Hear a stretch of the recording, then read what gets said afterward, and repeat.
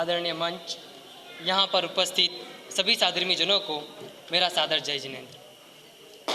इस महाविद्यालय में आकर के वास्तव में मैं बहुत अच्छा अनुभव कर रहा हूँ और अभी तक मैंने बहुत अच्छा अनुभव किया है। वाकई में मेरे लिए एक सुखद बात है या मैं भाग्यशाली हूँ कि जो मुझे इस महाविद्यालय में मुझे पढ़ने के लिए 5 साल का मौका मिला, क्योंकि मैंने उस समय एक अच्छा निर्णय लिया था कि मुझे इस महाविद्यालय से नहीं जाना है, मुझे यहीं पर रह कर के यहीं पे 5 साल अध्ययन करना है। अगर मैं थोड़ा आपको अपने अगर अतीत में ले जाऊं तो वास्तव में देखा जाए तो मुझे इस महाविद्यालय में आने की एक रंच मात्र भी इच्छा नहीं थी। मुझे इस क्षेत्र में आना ही नहीं था। मुझे जैन धर्म से कोई मतलब नहीं था। महीनों तक तो मंदिर नहीं जाता था। अगर घर वाले पीछे से धक्का दे देते तो एक बार जाके मंदिर का मुंह, भगवान का मुंह देख लेता था।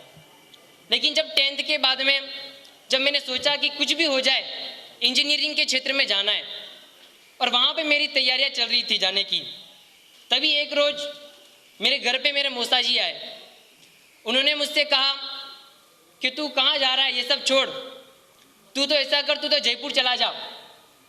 मेरे भैया है अनिल जी, प्रकाश जी, उन्होंने भी यहाँ पे अध्ययन किया है, तो उन्होंने मुझे ये सलाह दी कि तू जयपुर चला जा। फिर मैंने विचार किया कि जयपुर जाके क्या करूँगा, वहाँ पे जैन धर्म पढ़ूंगा, संस्कृत पढ़ूंगा, क्या मतलब है। फिर भी मेरे मन में विचार आया कि क्यों नहीं वहाँ पे जाके अध्ययन किया जाए। मैंने कहा चलो जयपुर चलते हैं। तो अपना मन बना करके मैं यहाँ पे जयपुर आ गया। लेकिन जो शुरुआती जो 2 साल थे मेरे उपाध्याय कनिष्ठ और वरिष्ठ के, उनमें मेरा अनुभव जरा भी अच्छा नहीं रहा। कनिष्ठ में आया, मैंने यहाँ पे एडमिशन लिया, लेकिन पूरे कनिष्ठ में मुझे एक ही बात सताती थी कि कहाँ आ गया मैं, क्या कर रहा हूँ मैं। मेरा कोई दोस्त तो कॉमर्स की लाइन में गया था, कोई दोस्त इंजीनियरिंग की लाइन में गया था। मैंने कहा मैं किस कीचड़ में आके फंस गया हूँ, मैं तो फालतू में यहाँ पे आया हूँ, मुझे तो यहाँ से छोड़ के ही जाना है। ऐसे विचार बना रहा था कि क्यों नहीं यहाँ से छोड़ के चला जाए, यहाँ पे तो मुझे पढ़ना ही नहीं है।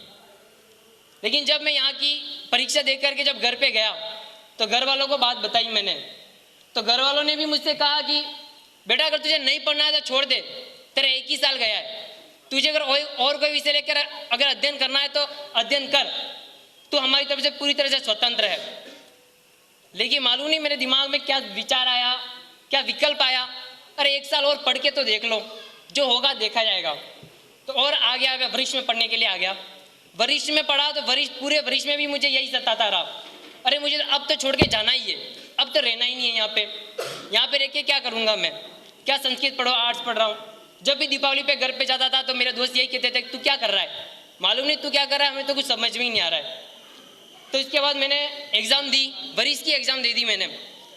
और फिर एक दिन मुझे धर्मेंद्र जी भाई साहब ने बुलाया, पर्सनल बुलाया कि भावेश अगर तुम यहाँ से जाना चाहते हो तो तुम जा सकते हो, तुम हमारी तरफ से बिल्कुल स्वतंत्र हो, अगर तुम और किसी विषय का अध्ययन करना चाहते हो तो कर सकते हो।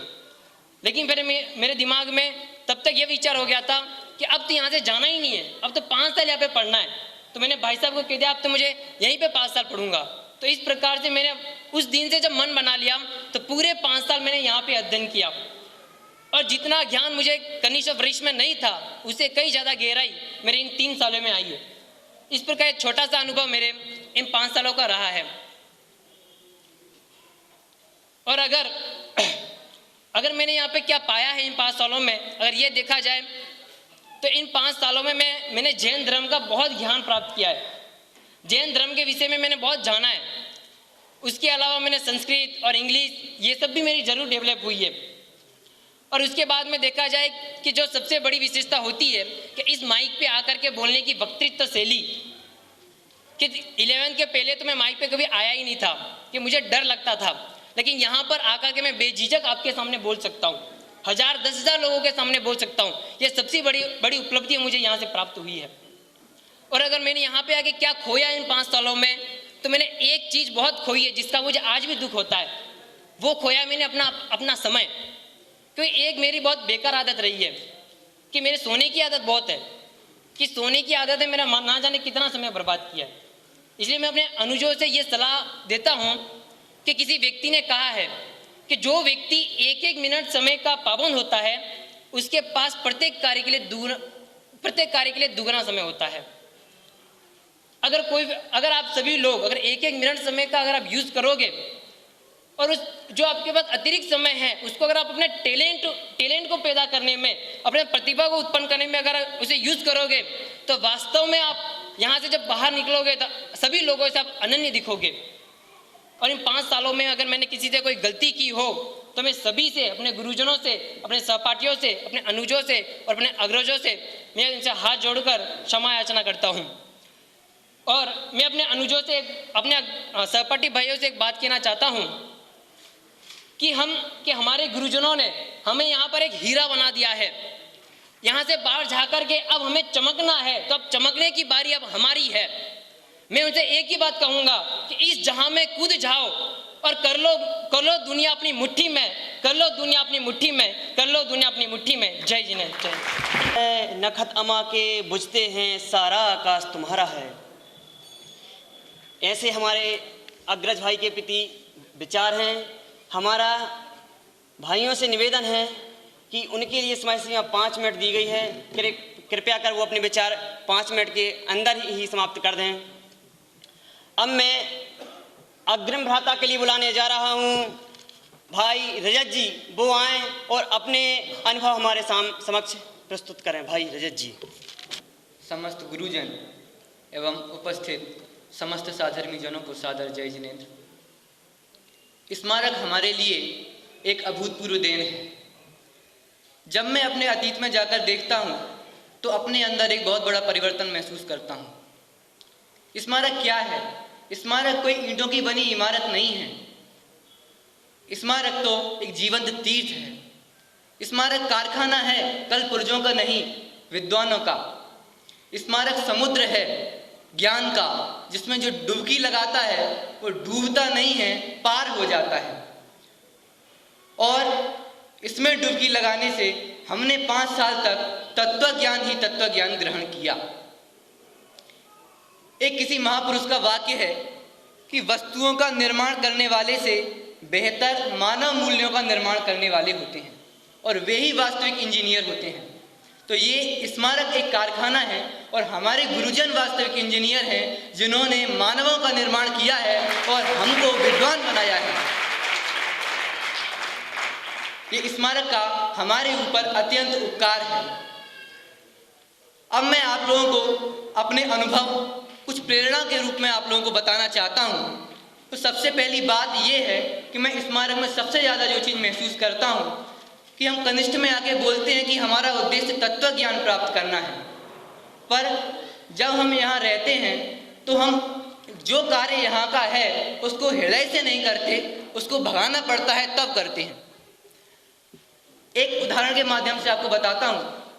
एक बार मैंने कनिष्ठ वालों से कहा था कि जब अंडे को ऊपर से फोड़ा जाता है तो एक जिंदगी का नाश होता है, और जब अंडा अंदर से फूटता है तो एक जिंदगी का सृजन होता है। तो मैं आपसे एक ही बात कहूँगा कि आप जो भी काम करें अपने हृदय से करें। जो भी काम का मतलब ये नहीं है कि आप कुछ भी करने लगें। स्मारक में जो करने योग्य कार्य है वो करें और हृदय से करें, तो आपको उस कार्य में अत्यंत सफलता मिलेगी और मजा आएगा। किसी भी कार्य को ड्यूटी की तरह मत करो। आदरणीय धर्मेंद्र जी भाई साहब ये वाक्य बोलते हैं कि किसी भी कार्य को ड्यूटी की तरह मत करो, उसको अपना कर्तव्य मानकर करो तो मंजिल अवश्य ही प्राप्त होती है। जो लोग रास्ते का आनंद लेते हैं वास्तव में वे ही सफल होते हैं और मंजिल को प्राप्त करते हैं। तो मैं आप लोगों से यही बात कहूँगा कि आप लोग अपने समस्त कार्यों को अपने हृदय से करें। और एक बात और बताना चाहता हूँ कि लियो टॉल्स्टॉय ने 3 क्वेश्चंस नाम का एक लेख लिखा है। उसने उसमें लिखा है कि सबसे महत्वपूर्ण व्यक्ति कौन है, सबसे महत्वपूर्ण समय कौन है और सबसे महत्वपूर्ण कार्य कौन सा है। तो उसने बताया है कि सबसे महत्वपूर्ण समय वह है जिसमें आप कार्य कर रहे हो, और सबसे महत्वपूर्ण व्यक्ति वो है जो आपके कार्य के साधन में सबसे सहयोगी है, और सबसे महत्वपूर्ण कार्य वो है जिस कार्य को आप कर रहे हैं।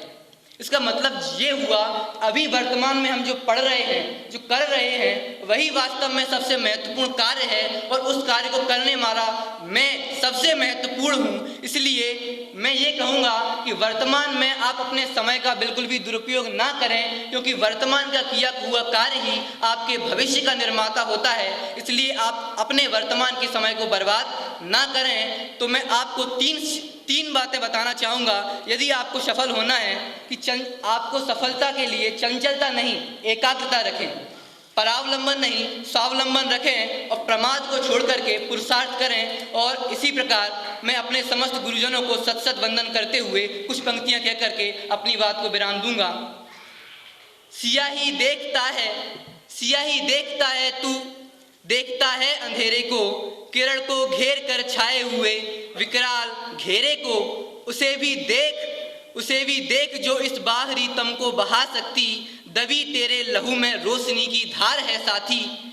न रुकना है तुझे झंडा उड़ा केवल पहाड़ों पर, विजय पानी है तुझको चांद सूरज पर सितारों पर, वधू रहती है जहां नरवीर की, सद्ज्ञान वालों की, जमी वह इस जरा से आसमां के पोर पर है, जमी वह इस जरा से आसमां के पोर पर है, उसे भी देख जो भीतर भरा अंगार है साथी, उसे भी देख जो भीतर भरा अंगार है साथी। उनको संदेश देकर गए। मैं लगा रहा, डटा चला, कर्तव्य पथ पर बढ़ा चला। मेरे प्यारे भाइयों, ऐसे ही कर्तव्य पथ पर तुम लगे रहो, डटे रहो और उसी पर चले चलो, तुम्हारा कल्याण अवश्य होगा। मैं अग्रज भ्राता के रूप में बुलाने जा रहा हूं अब विवेक जी को।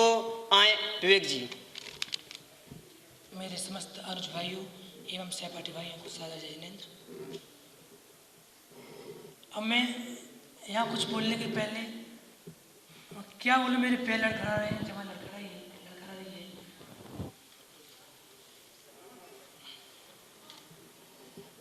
आज का दिन हमारे लिए खुशी का एवं गम का दोनों का दिन है।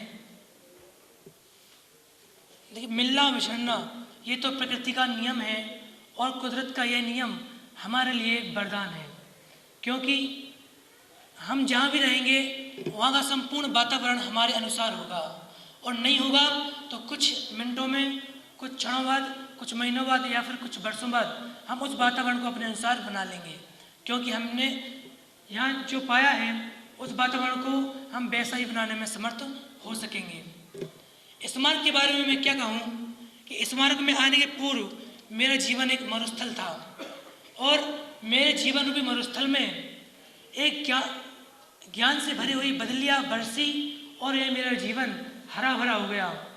और वह ज्ञान की बदली कोई और नहीं, ये स्मारक ही है जिसने मेरे जीवन को हरा भरा बनाने में महत्वपूर्ण योगदान दिया।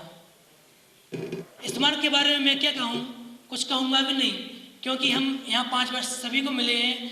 हमने यहाँ 5 वर्ष अपना जीवन व्यतीत किया, आप भी यहाँ रहेंगे 5 वर्ष तो अनुभव करेंगे कि वास्तव में स्मारक क्या चीज़ है। लेकिन एक बात जरूर कहूँगा कि हम स्मारक के बारे में अक्सर कमियाँ देखते हैं कि यहाँ ऐसा नहीं, ऐसा था, ऐसा होगा, और एक कमियाँ देखते देखते हम अपना पूरा समय यहाँ बर्बाद कर देते हैं और फिर हमारी ज़िंदगी में केवल कमियाँ ही रह जाती हैं और जो खूबियाँ होना चाहिए थी उन खूबियों से हम वंचित रह जाते हैं। तो मैं ये कहना चाहता हूँ कि कमियाँ देखना ये हमारी कमी है और खूबियाँ देखना ये हमारी खूबी है। तो हमें चाहिए कि हम भी यहाँ के जो खूबियाँ हैं उनको देखें, उन पर दृष्टिपात करें, तो वास्तव हमारे जीवन में भी खूबियों का भंडार, हमारे जीवन में खूबियाँ आ सकती हैं। तो हमें इन बुराइयों से बचना चाहिए और जो भी यहाँ हम माइनस पॉइंट देखते हैं या यहाँ कमियाँ देखते हैं, वास्तव में कुछ कमी नहीं है, कमी हमारे अंदर है कि हम उन कमियों को देखते हैं। तो स्मारक के बारे में मैं और कुछ कहना नहीं चाहता, बस यहाँ एक बात कहूँगा कि यहाँ कुछ भी कमी नहीं है। अगर हमें कमियाँ दिखती हैं तो वो हमारी कमी है। अब मैं बस यहाँ पर 2 मिनट में अपने अनुजों को कुछ संदेश देना चाहता हूँ कि यहाँ जो भी गतिविधि चल रही है वो हमारे एक व्यक्तित्व का निर्माण करने में अत्यंत महत्वपूर्ण है। इसमें कुछ पॉइंट बोलना चाहता हूँ। सबसे पहले तो अन्ना जी की योजना, कि जब अन्ना जी यहाँ आकर के कुछ सूचनाएं करते हैं तो हमें हंसी आती है, लगता है कि अन्ना जी हमारा टाइम बर्बाद करने के लिए आ गए, कहीं कैंटीन पार्टी याद कर लो, ये कर लो, वो कर लो। लेकिन वास्तव में मैं जो सलाह दे रहा हूँ, मुझे सलाह देने में बहुत डर लगता है, लेकिन जो यहाँ कह रहा हूँ वो मैंने खुद किया है, इसलिए मैं आपसे कह रहा हूँ कि अन्ना जी ने जितनी योजना बनाते हैं उनका हमें जीवन में लाभ लेना चाहिए। इन 5 सालों में उन्होंने कंठपाठ करने के लिए कहा, तो वो हमें करना चाहिए। उन्होंने उपाध्याय कनिष्ठ में जब मैं था तो उन्होंने बताया जिनवाणी उपासक ये योजना निकाली, तो मैंने पूछा ये क्या होती है। उनके पास गया तो उन्होंने बताया कि जो दादा ने पुस्तकें लिखी हैं उनको पढ़ना, उनमें से क्वेश्चन आंसर निकालना और वो सुनाना हमें। तो उस समय हमने 28 पुस्तकें आदरणीय दादाजी की पुस्तकें पढ़ी, उनसे प्रश्न उत्तर निकाले, अन्ना जी को सुनाए और उसका फल सभी जानते हैं पारितोषिक अन्ना जी देते हैं। दुलाली में हमें 776 रुपये दिए थे अन्ना जी ने। अब आपको बताऊँ अन्ना जी बहुत कंजूस भी हैं और ईमानदार भी हैं। उन्हें 776 रुपये दिए तो ऐसा नहीं 775 दे देते, 75 भी नहीं दिए और 80 भी नहीं दिए, 776 तो 776 पूरे के पूरे पैसे मुझे दिए। तो मैं कहना चाहता हूँ कि जो भी योजनाएं चलती हैं उनका हमें पूरा लाभ यहाँ से लेना चाहिए। नंबर 2 कि न्याय के ग्रंथों का हमें अध्ययन करना चाहिए। हम न्याय के ग्रंथों से बचना चाहते हैं, लगता है कि उसका विषय कठिन है और किसी प्रकार हम उससे बचना चाहते हैं, लेकिन हमें उसका अध्ययन जरूर करना चाहिए, क्योंकि जो हम यहाँ पढ़ेंगे वो ज़िंदगी में हमें दुनिया में कहीं पढ़ने को नहीं मिलेगा। इसलिए हमें उसकी ओर भी ध्यान देना चाहिए। नंबर 3 कि बड़ों का, गुरुओं का सम्मान। हमारे सीनियर्स हैं और हमारे गुरुजी, सबसे पहले तो हमें अपने गुरुओं का सम्मान करना आना चाहिए। अब ये बात मुझे क्यों कहनी पड़ी आप लोग समझ सकते हो। इसलिए हमें केवल उनकी आज्ञा पालन करना, उन्होंने जो हमसे कहा उनके निर्देशों का पालन करना ही सबसे बड़ी उनकी आज्ञा है। तो इस ओर हमें जरूर ध्यान देना चाहिए। और एक बात और कि अगर इस उम्र में हम कक्षाओं के माध्यम से विभिन्न पुस्तकें पढ़ते हैं और अनेक प्रकार से हमें गुरुओं का लाभ मिलता है, लेकिन उसकी परीक्षा करना हो तो उसकी परीक्षा गुरुदेव श्री के प्रवचन में और जी जागरण में कर सकते हैं आप। हम जब दादा को सुनते हैं तो हमें कुछ समझ में नहीं आता कि हमने क्या सुने। अभी जी जागरण आप सभी सुन रहे हैं और उसमें जो प्रवचन चल रहे हैं वो प्रवचन अभी हम शिविर में सुन चुके हैं और कई बार हमने तर्क भी दिया ये प्रवचन हम सुन चुके हैं तो हमें अब नहीं सुनना। लेकिन जब उन्हीं प्रवचन को आप सुनते हैं तो लगता है कि ये बात तो नहीं आई, हमने सुनी नहीं। तो अगर हमने जो कुछ पढ़ा है उसकी परीक्षा करना हो तो हमें ये परीक्षा की बात मैं क्यों कर रहा हूँ, क्यों कि हम अगर कुछ बिना पढ़े हम उनको झेल नहीं सकते, झेलने की बात कह रहा हूँ मैं। और गुरुदेव श्री के तत्व ज्ञान उनसे उनको सुनने से हम बचते हैं। अन्ना जी कहते हैं मुख्य बिंदु निकालो और उससे हम बचना चाहते हैं। लेकिन अगर मेरे जीवन में सबसे ज़्यादा परिवर्तन हुआ है तो वो हैं गुरुदेव श्री। उनके प्रवचन मैंने लाभ लिया और मेरे तत्व ज्ञान में जो गहराई आई है वो एक बार गुरुदेव श्री की देन है। तो मैं आप लोगों से कहना चाहता हूँ कि जितना समय मिला है हमें इन सब चीज़ों के लिए अपना समय लगाना चाहिए। पुनः एक बात कहूँगा कि हम जो कमियाँ देखते हैं उन कमियों की ओर हमें ध्यान नहीं देना चाहिए। कुछ कमी नहीं है। हमारे सीनियर से एक बात कहते हैं, जब भी हम मिलते हैं स्मारक के बाहर और जब 4 लोग मिलते हैं तो लगता है कि हमने एक नया स्मारक खड़ा कर दिया। वहाँ में हमें लगता ही नहीं कि हम स्मारक के बाहर हैं। और हमेशा वो एक बात कहते हैं कि यहाँ जो हमें गतिविधियाँ चल रही हैं उनका हमने भरपूर लाभ लिया तो समझो हमने अपना यहाँ 5 वर्ष सार्थक किए, अन्यथा कमियाँ देखते रह जाते हैं और हमारा जीवन भी वैसा ही रह जाता है। इसलिए जो बात कही मैं जो ये बात कहना चाहता था, आप लोग अवश्य इन चीज़ों पर ध्यान दें। जय जिनेंद्र। संदेश दिए हैं, अंधेरे में एक समा जलाए रखना, अंधेरे में एक समा जलाए रखना, उजाला होने वाला है, हौसला बनाए रखना, हौसला बनाए रखना। अब हम अग्रिम भ्राता के रूप में बुलाना चाहता हूँ भाई ऋषिकेश जी। आए भाई ऋषिकेश जी, और कृपया कर उनसे निवेदन है कि अपनी बात संक्षिप्त एवं 5 मिनट के अंदर ही खत्म कर दें। पर उपस्थित सभी मेरे अनुज भाइयों को और यहाँ पर मंचासीन मेरे सभी गुरुवर्यों को मेरा सादर जय जिनेंद्र।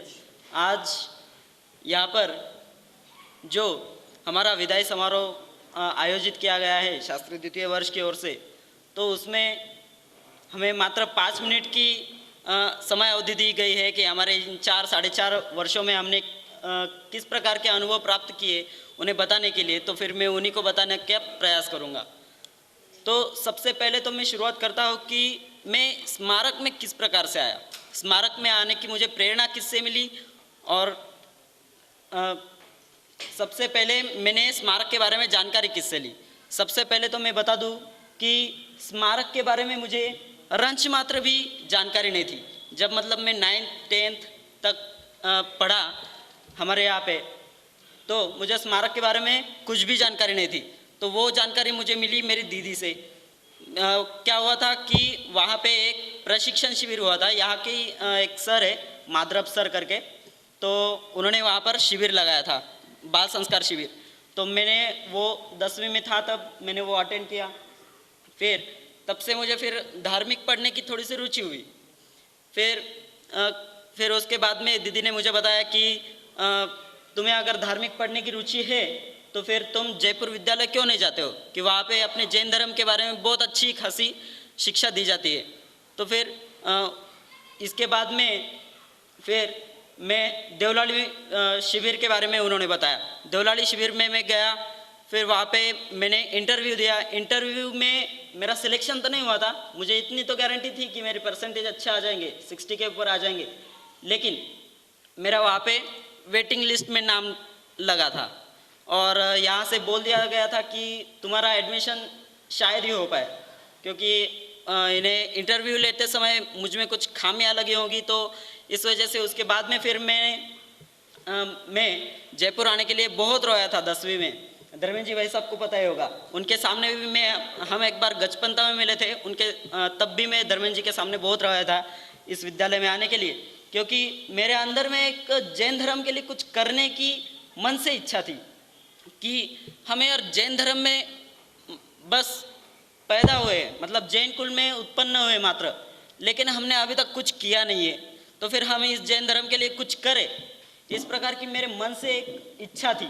इसलिए मैं यहाँ पर आया जयपुर में पढ़ने के लिए। भले ही मेरा यहाँ पर अध्ययन कैसा भी रहा होगा, लेकिन मैं अपने भविष्य में मुझसे जितना हो सके उतना अपने जैन धर्म का प्रचार प्रसार करूँगा। और उसके बाद में मैं बता देना चाहता हूँ कि अब मैंने स्मारक में क्या क्या पाया, कि यहाँ पर तो स्मारक की जितनी प्रशंसा करूँ उतनी कम है। यदि मैं आसमान के समान एक कागज़ बनाऊँ और समुंदर की स्याही बना के भी उसका वर्णन करूँ तो भी वो कम है।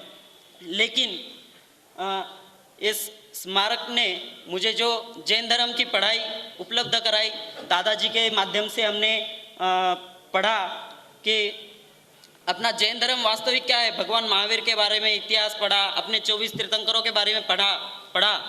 तो इस प्रकार की अद्भुत शिक्षा हमें यहाँ से स्मारक से प्राप्त होती है। और किसी के भी मन में अगर ये आ जाए कि हम ये जैन धर्म पढ़ने के बाद में क्या करेंगे, शास्त्री बन के क्या करना है हमें, तो फिर ये गलत मान्यता है हमारे मन में। स्मारक की सबसे बड़ी देन ये है कि हमें एक बहुत बड़ा मंच मिला हुआ है, और इस मंच के कारण से हम किसी भी सभा में जाकर बहुत अच्छे प्रकार से वक्तृत्व अपना प्रस्तुत कर सकते हैं। तो इस प्रकार की कभी भी हमारे दिमाग के अंदर नेगेटिव थिंकिंग नहीं आनी चाहिए। और स्मारक में मैंने क्या खोया इसके बारे में बता दूं, तो स्मारक में सबसे बड़ी चीज़ तो मैंने ये खोई कि मतलब मैंने एक भी अच्छा सा, मतलब जो मुझे एकदम दिल से चाहे या फिर मैं जिसको दिल से चाहूँ, इस प्रकार का कोई भी दोस्त मैं आज तक नहीं बना पाया, या फिर मैं किसी का भी दिल जीतने में कामयाब नहीं हुआ। ये सबसे मेरी कमज़ोरी रही, या फिर ये मैंने खोया है। और इसके बाद में मैं बताना चाहूँगा अपने अनुजों को प्रेरणास्पद, मेरे साथ में हुआ है वही आपके संबंध में भी न हो, इसके लिए बताना चाहूँगा कि मैंने यहाँ पे 5 साल पूरी तरह से जिए नहीं है। जीने का मतलब क्या, कि सबके साथ में घुल मिल के रहना, सबके साथ एंजॉय करना, या फिर स्टूडेंट लाइफ में जो कुछ भी आवश्यक है उस प्रकार का मैंने शायद ही कुछ किया हो। तो मैं अपने जूनियरों को यही बताना चाहूँगा कि कोई भी अपने दिमाग में निगेटिव थिंकिंग ना रखे, किसी के भी दुर्गुणों को ना देखे, और मात्र उनके अपने यहाँ पे आता है ना एक पंक्ति आती, गुण ग्रहण का त्याग हृदय में मेरे हृदय उमड़ावे। इस प्रकार के मतलब जो इस प्रकार से रहना चाहिए, हमेशा कभी भी निगेटिव नहीं देखना चाहिए। बस इतना ही कह के मैं अपनी वाणी को विराम देता हूँ। जय जिनेंद्र। कर्तव्य की कड़ी को हमें ही रोकते हुए,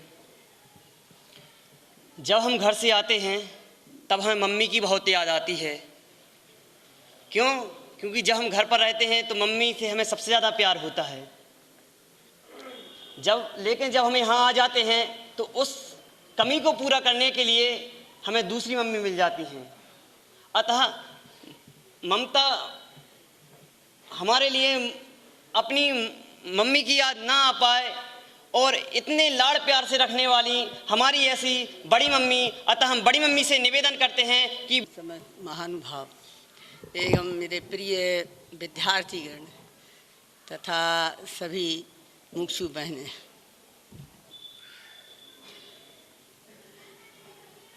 मैं 2-3 बात ही बताना चाहूँगी आप सबको कि ये जो विदाई है आपकी, वो विदाई आपके उज्जवल भविष्य के लिए दी जा रही है। इसलिए नहीं दी जा रही है कि आप इस स्मारक से जाएं और फिर कभी यहाँ लौट कर नहीं आएँ, ऐसा नहीं है। जब भी लड़की की भी विदाई होती है तो उसके उज्जवल भविष्य के लिए दी जाती है। फिर भी ये आशा रखते हैं माँ बाप कि लड़की जब भी कभी ऐसा अपने को फीलिंग करे किसी प्रकार से भी तो अपने पीहर आ सकती है। इसलिए मैं आशा करूँगी कि जिन बच्चों की ये विदाई है वो विदाई आपके उज्जवल भविष्य के लिए है। दूसरी बात ये है कि अभी तक आप दूसरों की छत्र छाया में रहते थे, अब आप दूसरों को अपनी छत्र छाया में रखने का प्रयत्न करेंगी। तीसरी बात ये है कि जो कुछ भी आपने यहाँ सीखा है 5 साल रह कर के, तो उसको बराबर आगे बढ़ाने के लिए पुरुषार्थ करेंगी, उद्यम करते रहेंगे। बाहर की जो परिस्थितियां हैं उन परिस्थितियों में उतार चढ़ाव बराबर बना रहता है, कोई भी परिस्थिति स्थिर नहीं रहती है। तो यहाँ पर जो 5 साल तक आपको तत्व ज्ञान दिया गया है, किरमद्ध पर्याय है, निमित्त उपादान है, द्रव्यगुण पर्याय है, आदि आदि जो भी ग्रंथ के माध्यम से, दादा के माध्यम से, शांति जी के माध्यम से आपको सिखाया गया है, उनका आप आश्रय करेंगे, उनका सहारा लेंगे तो जीवन में बहुत शांति का अनुभव करेंगे। क्योंकि बाहर का जो वैभव बढ़ता है उस वैभव से तो आकुलता और अशांति ही मिलती है, अशांति का ही अनुभव होता है। वो जो अंदर का वैभव बढ़ता है, अंदर का ज्ञान का जो विकास होता है, तत्व की जो रुचि होती है, तत्व का जो चिंतन और मनन करते हैं तो उससे शांति और निराकुलता का अनुभव होता है। क्योंकि परिस्थितियां तो कर्माधीन है, हमारे हाथ में नहीं है, हमारे हाथ में बनी हुई नहीं है।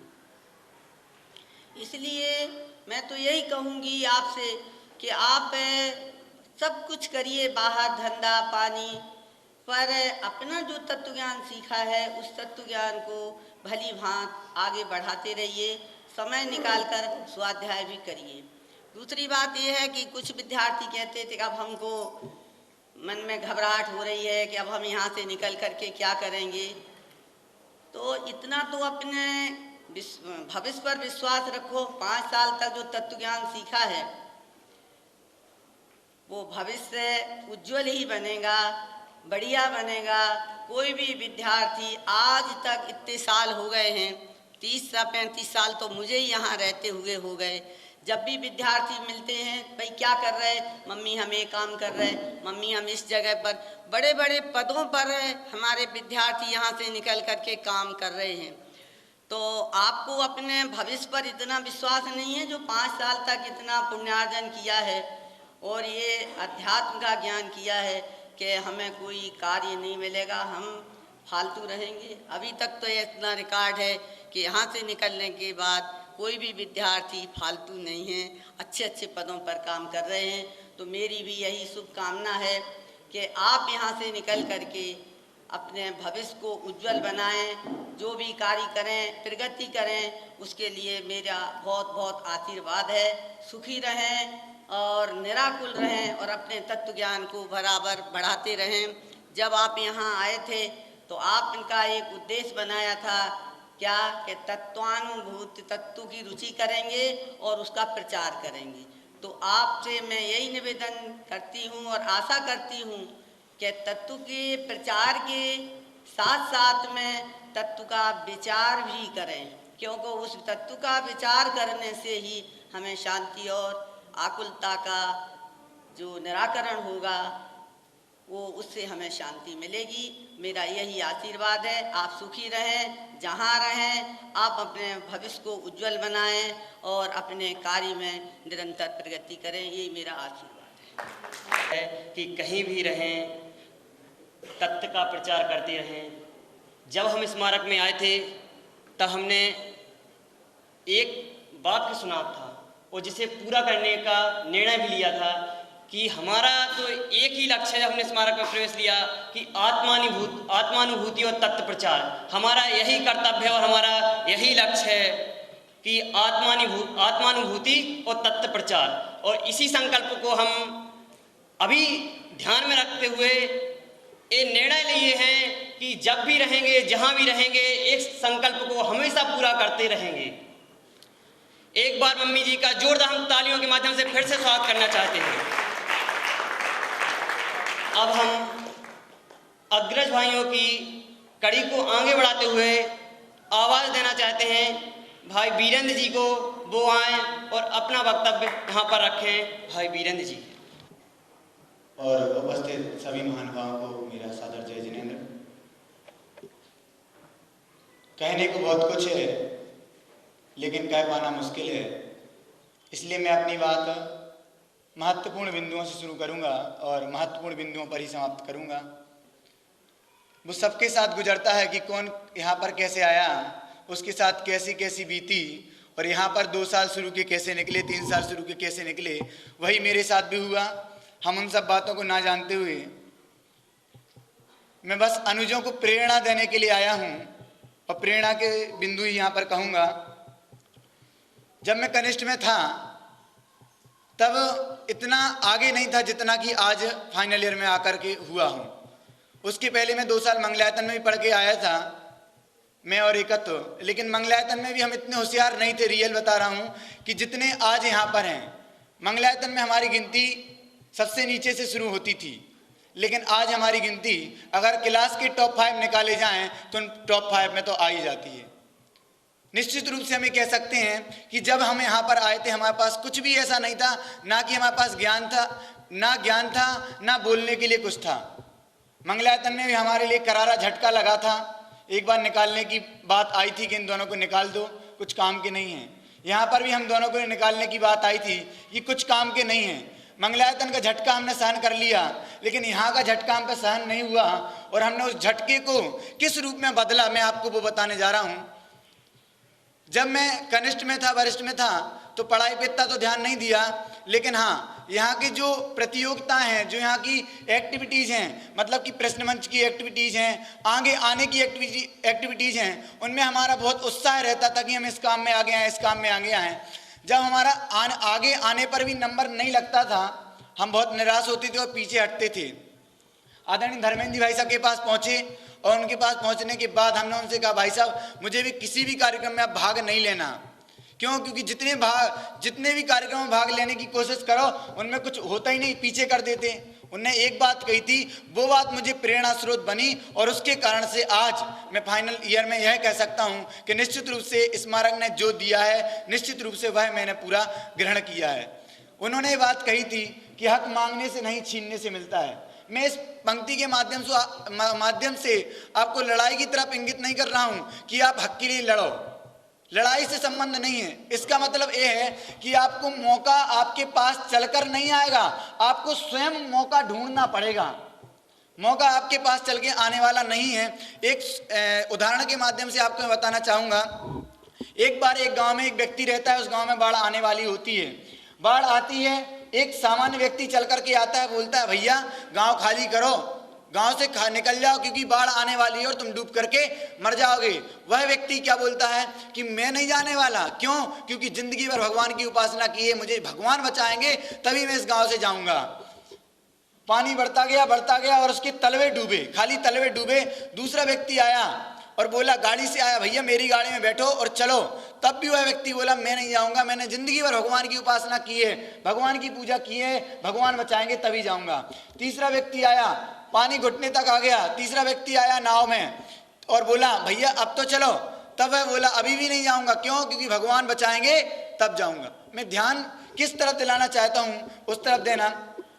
चौथी बार जब पानी कंधों तक पहुंच गया और हेलीकॉप्टर से बचाव कर्मी दल आया और उन्होंने बोला कि भाई साहब अब तो निकल लो, अब तो मरने वाले हो, कुछ करने वाले नहीं हो। उसने बोला नहीं हम नहीं जाएंगे, जब भगवान की हमने जिंदगी भर उपासना की है, भगवान बचाएंगे तभी मैं यहाँ से जाऊंगा। असमंजस की स्थिति पड़ गई। आगे क्या होता है कि वह पानी आता है और वह डूबकर मर जाता है और सीधे भगवान के पास पहुंचता है। भगवान से सबसे पहले यही कहता है भगवान में आपसे कोई दिक्कत नहीं है, कोई परेशानी नहीं है, बस एक शंका का समाधान कर दो। जिंदगी भर आपके चरणों में अपना माथा टेकता रहा, आपके चरणों में अपना माथा घिस दिया, फिर भी आप मुझे बचाने क्यों नहीं आए? भगवान ने एक उत्तर दिया, आप समझ सकते हैं। भगवान ने उत्तर दिया कि मैं आया था लेकिन तुमने पहचाना नहीं।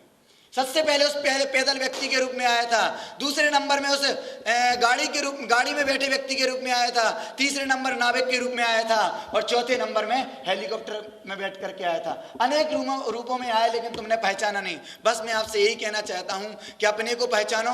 हमारे लिए यहाँ पर मौका मिलेंगे नहीं, मौकाओं को पहचानो, अवसर को पहचानो। कनिष्ठ में धर्मेंद्र जी भाई साहब कहते हैं कि अपने को पहचानो। कनिष्ठ में यहाँ पर धर्मेंद्र जी भाई साहब बुलाते थे कि मैं प्रश्न मंच के लिए बुला रहा हूँ, वीरेंद्र जैन के लिए, वो आया मुख्य बताएं, घबरा जाते थे, दूसरे की कॉपी लेकर के यहाँ पर आते थे। उन्होंने हमारे लिए क्या कहा? ये हमारे लिए मौका दिया लेकिन हमने उस मौके को नहीं पहचाना। वरिष्ठ में प्रवीण जी भाई साहब, मम्मी जी ने समझाया, फर्स्ट ईयर में अन्ना जी ने समझाया, सेकंड ईयर में प्रवीण जी भाई साहब ने समझाया और फाइनल ईयर में शांति जी भाई साहब समझाते हैं। ऐसे समझाते समझाते समझाते हमारी 5 साल निकल जाती हैं और जब विदाई समारोह में हम यहाँ पर आते हैं तो अपने गुरुजनों से पूछते हैं कि हम यहाँ पर कुछ लेके नहीं जा रहे। सबसे पहले यही पूछते हैं कि हमें आपने क्या दिया? हमने कुछ खोया पाया? मैं यही कहते हैं हमने कुछ नहीं, सोने में बिता दिए। अरे उन्होंने मौके दिए थे, मैं आपको मौका गिना रहा हूं। सबसे पहले तो प्रश्न मंच के रूप में आपको मौका मिलता है, आपको डेली प्रश्न मंच के लिए बुलाते हैं। मैंने भी यही किया, मुझे नहीं आता था लेकिन हाथ खड़ा कर लिया।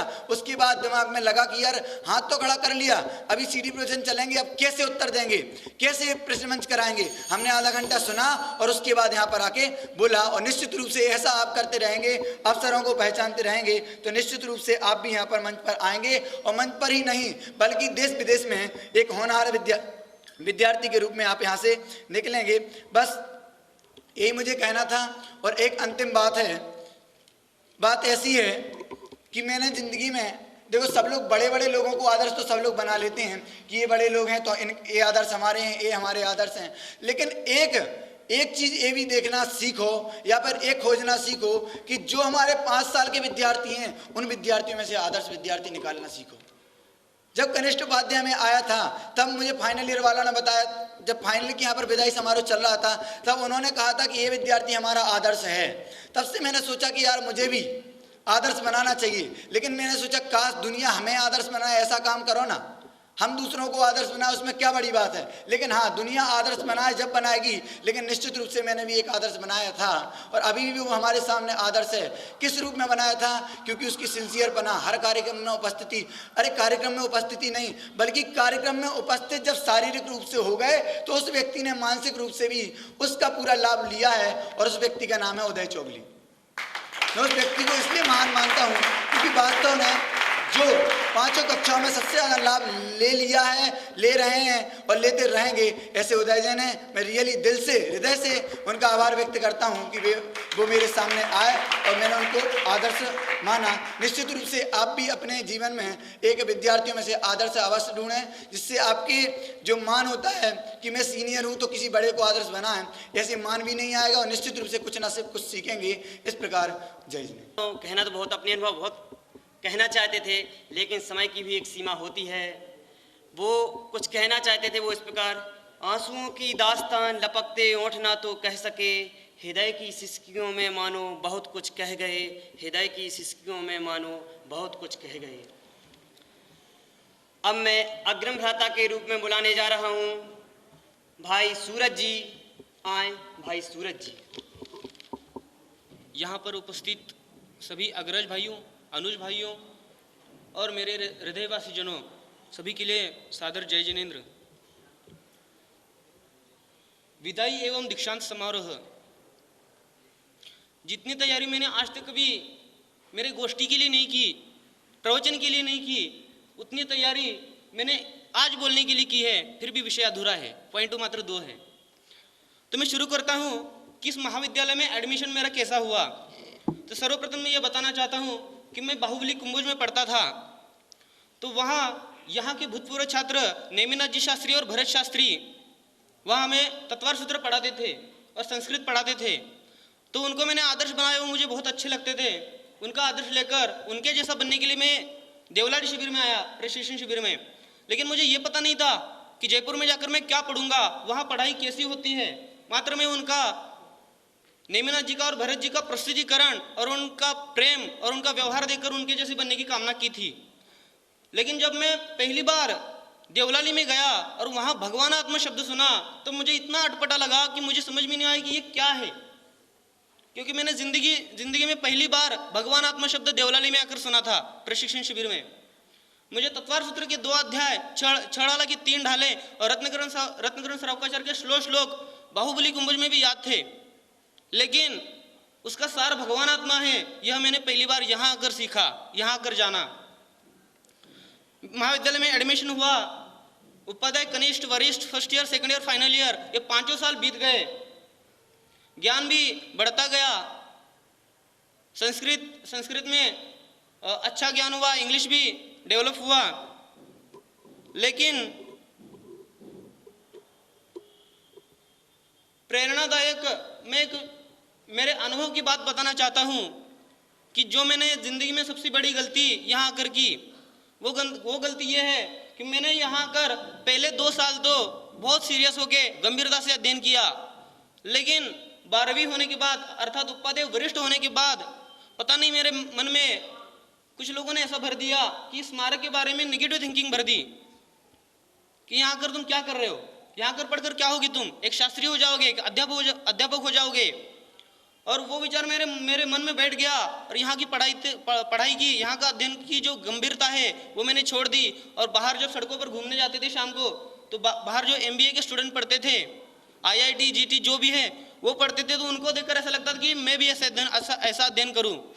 लेकिन शास्त्री अंतिम वर्ष में इस साल मुझे ऐसा लग रहा है, कैसा प्रतीत हो रहा है कि वास्तव में सही जगह में आया हूँ। क्योंकि बाहर का जो अध्ययन है उसका सार क्या है? आकुलता, असुरक्षा, आत्महत्या। लेकिन स्मारक एक ऐसी जगह है कि यहाँ ऐसा अध्ययन दिया जाता है, विश्व का सबसे सुंदर अध्ययन, सबसे सुंदर विचार और सबसे सुंदर जीवन शैली यहाँ दी जाती है। महाविद्यालय के बारे में कहूँ तो मैं एक सामान्य ज्ञान का प्रश्न आपसे पूछना चाहता हूँ कि इस विश्व में सबसे असुरक्षित जगह कौन सी है? कौन सा शहर ऐसा है जो इस विश्व में सबसे असुरक्षित कहा जाता है, जहाँ कुछ कहीं भी कभी भी कुछ भी हो सकता है? किसी को आता हो तो बता सकता है? हाँ, पाकिस्तान का एक शहर कराची। लेकिन अगर मुझे कोई ये प्रश्न पूछे कि इस विश्व का सबसे सुरक्षित स्थान, सबसे उत्कृष्ट स्थान कौन सा है, तो मैं छाती ठोक के कह सकता हूं कि पंडित टोडरमल स्मारक। और मैं विद्यार्थियों को यही प्रेरणा देना चाहता हूं कि जो मैंने गलती की कि स्मारक के बारे में नेगेटिव, नकारात्मक सोचा, वो गलती आप कभी ना करें। यहाँ आकर उत्साह से अपनी पढ़ाई करें, यहाँ का मजा ले, मौज ले, यहाँ खेल है, अध्यात्म है, पढ़ाई है। और पूरे भारत के एक तरह से कहा जाए कि ये विद्यालय एक मात्र जयपुर का नहीं, मात्र जैन धर्म का नहीं, तो अपितु विश्व का विद्यालय है, क्योंकि भारत के सभी राज्यों के लगभग यहाँ विद्यार्थी पढ़ते हैं, अध्ययन लेते हैं और पूरे विश्व में जाकर प्रचार करते हैं। इस प्रकार मेरी ये भावना है।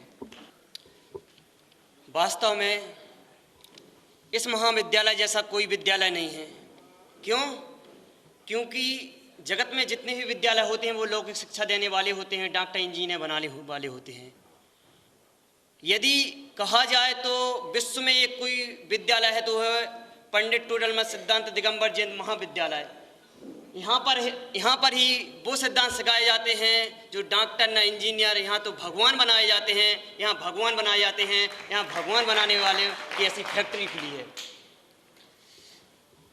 सूरज जी के ऐसे विचार रहे ना घबराते हम तीरों से, ना तलवारों से डरते हैं। हम अपनी धुन के पक्के हैं, जो कहते हैं वो करते हैं, जो कहते हैं वो करते हैं। हम किसी के भड़काने में नहीं आते। वास्तव में हमारे अंदर कोई कैसी भी स्मारक के प्रति हमारे हृदय में कुछ भी विचार भर दें, लेकिन जो सिद्धांत सही है वो सिद्धांत हमारे अंदर है, हमारे हृदय में है। अब मैं अग्रिम भ्राता के रूप में आवाज़ देता हूँ भाई पंकज जी को, वो आएँ और यहाँ पर अपने अनुभव कहें। भाई पंकज जी।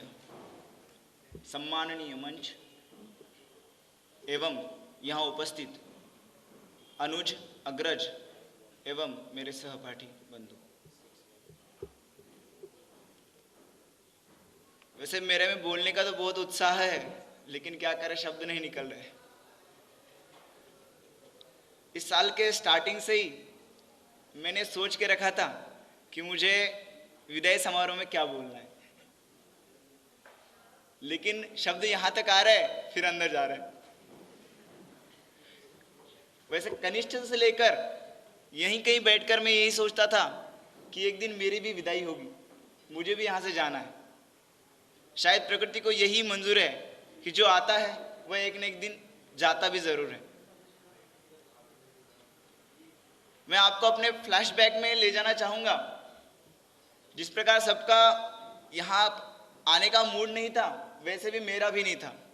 10वीं के बाद पेपर हो गए, 2 महीने का गैप था, सोचने का समय था, तो मैंने सोच लिया था। एक तो मेरी रुचि भी इंग्लिश, मैथ और साइंस जैसे विषयों में थी, और मैंने सोच लिया था कि इंजीनियर या डॉक्टर, इन दोनों फील्ड में ही जाना है। अनेक लोग अनेक सलाह देने लगे। पापा कुछ अलग सलाह देते, मम्मी कुछ और अलग सलाह देती, मामा अलग सलाह देते। तो इन सब की सलाह सुन करके एक डिप्रेशन सा महसूस हुआ, और मैं अपनी मम्मी के पास जाकर रोने लगा कि मुझे समझ में नहीं आ रहा कि मैं क्या करूं। उसके बाद एक तो यहाँ पे मेरे भैया भी पढ़े हुए हैं, और वहाँ पर हिंगोली के जो स्थानीय विद्वान हैं अमोल जी और मेरे भैया, इन दोनों ने मुझे सलाह दी कि ये सब छोड़ो और एक ऑप्शन है स्मारक का, वहाँ पे जाओ, अगर अच्छा लगे तो पढ़ना। क्योंकि मेरे घर वाले भी यही चाहते थे। इसके पूर्व मैं 5 साल गुरुकुल में पढ़ा हूँ, तो मेरे घर वाले चाहते थे कि एक संस्कार जो पहले गुरुकुल में मिले हैं वो वैसे ही बने रहे। तो इस कारण से मैं महाविद्यालय में आया। एक तो सबसे लेट आया, बीमार होने के कारण सबसे लेट आने वाला छात्र मैं ही था। और तब जब 1 महीना लेट आया तो सब लोग संस्कृत बोलना सीख गए थे, और यहाँ पर आकर के मुझे हिंदी सीखनी थी। तो ऐसा लगता था कि किसी परदेश में आए हूँ। हर दिन लगता था कि घर जाना है। फिर किसी भी प्रकार से मन को मना लिया, दिल को बहला लिया कि पढ़ना है तो 5 साल यहीं पे पढ़ना है। फिर उसके बाद कनिष्ठ में थोड़ी मेहनत की, हिंदी बोलने लगा, साथ में संस्कृत भी सीख गया। और उसके साथ ऐसे हमारे दोस्तों का साथ मिला जो अनेक कठिनाइयों में मुझे साथ देते रहे, और आज यहाँ तक उन्होंने लाकर खड़ा कर दिया। इन सभी भाइयों का मैं हृदय से धन्यवाद ज्ञापित करना चाहूँगा। कनिष्ठ में इनसे बहुत लड़ाइयाँ भी होती रही है, क्योंकि हमारी मराठियों की एक कमजोरी होती है कि हमारी भाषा में एक दृढ़ता होती है जो सबको ठेस पहुंचाती है। लेकिन ऐसा होते हुए भी इन लोगों ने मेरा साथ नहीं छोड़ा। बस बहुत कुछ कहना था, लेकिन कह नहीं पा रहा हूं। बस थोड़ा सा लिख के लाया हूं, वो बोल करके मैं अपनी वाणी को विराम देना चाहूंगा। पहले तो मेरे गुरुजनों के लिए, जो ऐसे गुरु मुझे पूरे लाइफ में न मिले हैं और न मिलेंगे। क्योंकि गुरुओं में जो क्वालिटी होनी चाहिए, कौन सी पवित्रता, वो यहीं पे देखने को मिलती है और कहीं नहीं। उनके लिए बस 4 पंक्तियां हैं। भूलना आपको आसान न होगा, भूलना आपको आसान न होगा, जो भूले आपको नादान होगा। आप तो बसते हैं हमारे रूह में, आप तो बसते हैं रूह में हमारे। हमें न भूले ये आपका एहसान होगा, हमें न भूले ये आपका एहसान होगा। 4 पंक्तियां मेरे दोस्तों के लिए। वक्त गुजरेगा, हम बिखर जाएंगे, वक्त गुजरेगा, हम बिखर जाएंगे, कौन जाने कि हम किधर जाएंगे। हम आपकी परछाई ये याद रखना, हम आपकी परछाई ये याद रखना, जहाँ तन्हाई मिली वहाँ हमें पाओगे, जहाँ पर तन्हाई मिली वहाँ हमें पाओगे। बस और 2 पंक्तियां बोलना चाहूंगा क्योंकि ये नहीं बोल पाऊंगा। एक तो आनंद भी हो रहा है और दुख भी हो रहा है। आनंद इसलिए कि इस बंधन से मुक्त होकर कुछ करने का मौका मिल रहा है, और दुख इस बात का कि हमारे दोस्तों को मुझे छोड़ना पड़ रहा है। 2 पंक्तियां है लास्ट की। हम हंसते हैं तो वे समझते हैं इन्हें आदत है मुस्कुराने की। हम हंसते तो ये समझते हैं कि हमें आदत है मुस्कुराने की, लेकिन वो नादान क्या समझे, यह भी एक अदा है गम छुपाने की, यह भी एक अदा है गम छुपाने की। पंकज जी का वास्तव में वो बहुत कुछ कह गए, समझने वाले उनके आंसुओं से बहुत कुछ समझ भी गए, इसलिए उनका एक बार जोरदार तालियां बजाकर हम स्वागत करना चाहते हैं। और इसी बीच कनिष्ठ और वरिष्ठ को संस्कृत का ज्ञान देने वाले अर्थात संस्कृत विद्या सिखाने वाले ऐसे संजय जी बड़ा हमारा हम सबके बीच पधार चुके हैं। उनका एक बार जोरदार तालियों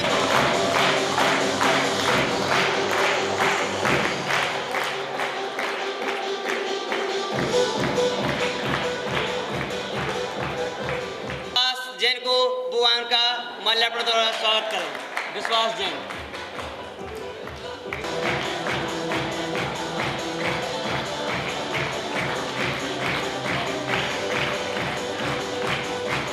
भाई सबसे निवेदन करने का मंच पर विराजमान हो।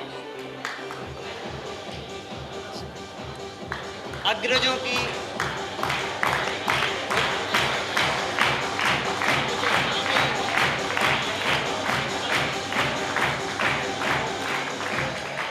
अग्रजों के अनुभव के लिए पंकज जी आए थे। वो कह रहे थे, हम दरिया हैं हमें अपना हुनर मालूम है, हम दरिया हैं हमें अपना हुनर मालूम है, जहाँ चल देंगे वहाँ रास्ता बन जाएगा, वहाँ रास्ता बन जाएगा। और अब अग्रम वक्ता के रूप में मैं बुलाना चाहता हूँ भाई आशीष जी मड़ारा।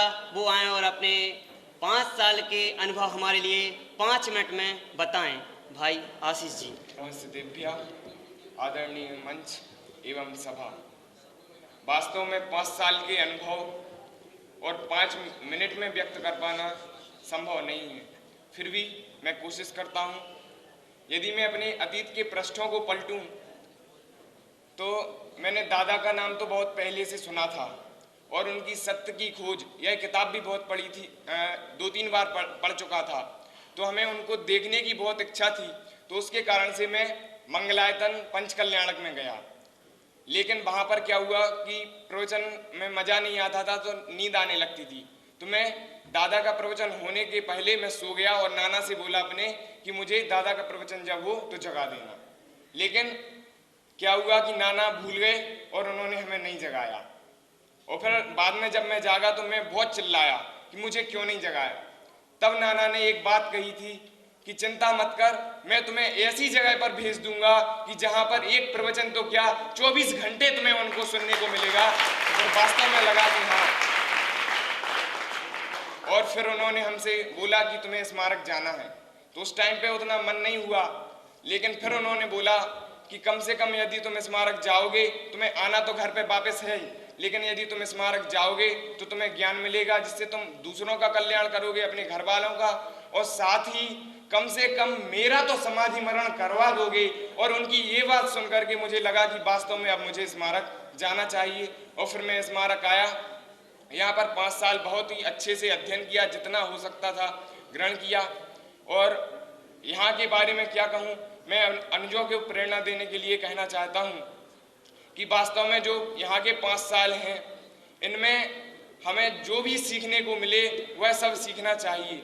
साथ ही साथ हम ये सोचते हैं कि जो प्रवचन आदि होते हैं, हम इनके नोट्स नहीं बनाते और लिखते नहीं हैं, कुछ नहीं करते, लेकिन वास्तव में यह जो हमें हमेशा नोट्स बनाने चाहिए, जितनी कॉपी हो सकें इन 5 साल के अंदर भरना चाहिए, क्योंकि 5 साल के बाद का जो समय है वह हमारा जुगाली का समय है। उसके बाद हमें केवल चिंतन ही चिंतन करना है, फिर हम ना इतना लिख पाएंगे ना कुछ कर पाएंगे। इसलिए हमें इन 5 सालों में इतना लिख लेना चाहिए कि फिर हम उसको केवल देखते ही रहें, उसकी जुगाली करते रहें। दूसरी बात, मैं धन्यवाद देना चाहता हूं अपने सभी मित्रों को कि जिनके सहयोग से मैं यहाँ रहा और वास्तव में इन्होंने इतना प्यार दिया, जिनमें मैं सबसे ज़्यादा धन्यवाद देना चाहता हूँ विवेक और वीरेंद्र को, कि जिनके माध्यम से मैं हमेशा आगे बढ़ता रहा, जिन्होंने हमें आगे बढ़ने की प्रेरणा दी।